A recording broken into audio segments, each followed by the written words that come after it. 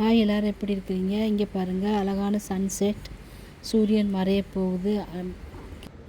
இன்றைக்கி ரெசிபி என்னன்னு பார்த்தீங்கன்னா, ஸ்ரீலங்கன் ஃபேமஸான மணிப்புட்டு எப்படி ஈஸியாக வீட்டிலேயே செய்கிறத பார்க்க போகிறோம். இது கடையில் விற்கிற மணிப்புட்டு மாதிரியே அவ்வளோ டேஸ்ட்டாகவும் சாஃப்டாகவும் இருக்கும்.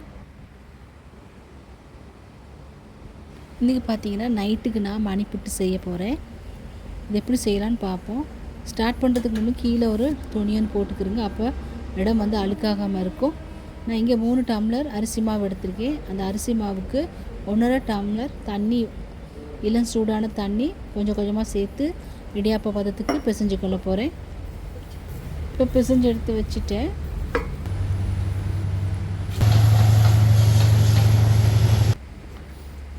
இந்த உருளில் தான் நான் பிழிய போகிறேன். இதில் நிறைய வந்து அச்சு கொடுத்துருக்காங்க. நமக்கு தேவையான அச்சு எடுத்துக்கிடுவோம். இந்த அச்சை போட்டுட்டு நாங்கள் பிசைஞ்சு வச்சுருக்க மாவை உள்ளுக்கு போட்டுட்டு இப்படி டைட் பண்ணிக்கிறோம்.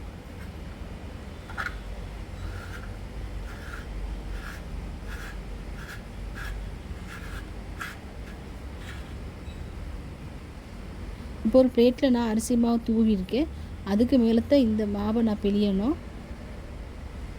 இப்போ நீட்டமாக விழுவும், ஒன்றோட ஒன்று ஒட்டி கொள்ளாமல் நல்லா ஒரு பரவலாக இந்த மாதிரி ப்ரெஸ் பண்ணி விட்டுக்கிட்டே வரணும்.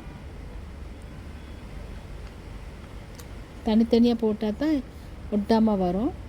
இப்போ பிழிஞ்சு எடுத்துகிட்டு இப்போ அதுக்கு மேலே அரிசி மாவு கொஞ்சம் தூவி விடணும்.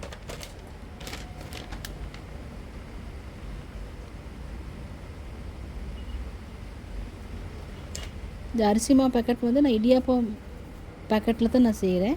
இப்போ நான் பிழிஞ்சதை எடுத்து இந்த மாதிரி இதில் போட்டு மாவை அரைச்சி கொள்ளணும்.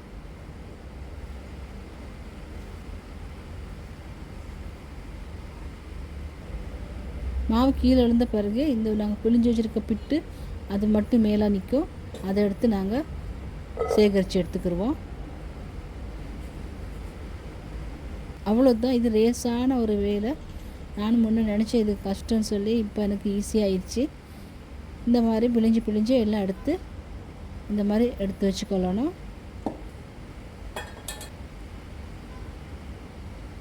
அப்புறம் இதோடு சாப்பிட்றதுக்கு நான் சிக்கன் கறின்னு செய்கிறேன். பக்கத்தில் குக் ஆகிட்டு இருக்குது. இது சாப்பிட்றதுக்கு தேங்காய் பாலும் தேவை. தேங்காய் பாலும் நான் ரெடி பண்ணிட்டேன். இப்போ பிட்டு வேக வைக்கிறதுக்கு தண்ணி கொதிச்சிருச்சு.